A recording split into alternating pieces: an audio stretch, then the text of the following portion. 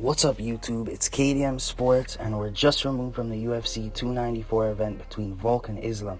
It was an amazing knockout, and I figured Islam would have won as soon as I heard that Volk was stepping in.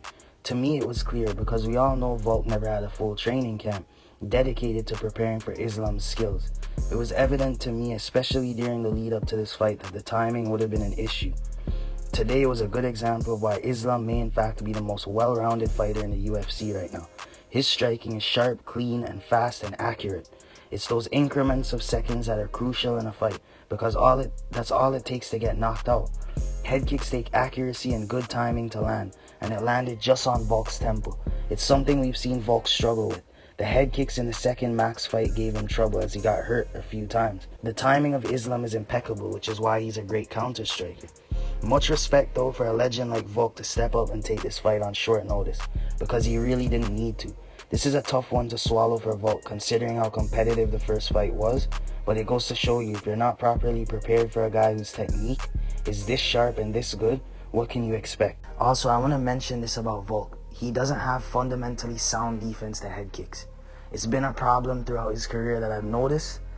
In the second fight with Max, earlier when he got his first loss in MMA in the regional promotions, and also in the first Islam fight, I seen an instant where he dropped to one knee and he kind of blocked it with one hand. You can't do that with head kicks.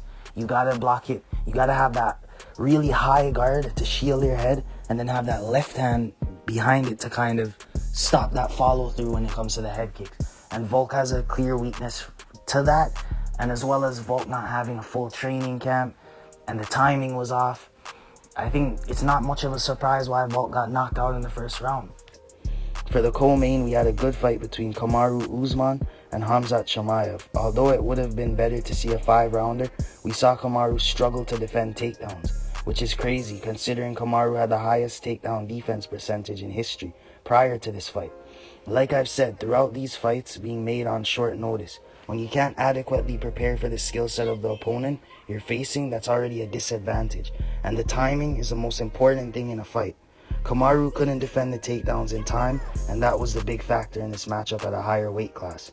Kamaru was a better striker in this fight though, and those 1-2s were beautiful to see. It really would have been interesting to see how 2 more rounds could have gone between those two, because Kamaru definitely has much more 5-round experience. And one thing I've noticed is Khamzat tends to slow down a bit in fights the longer it goes. He definitely did pace himself better this time around though, compared to the Gilbert Burns fight.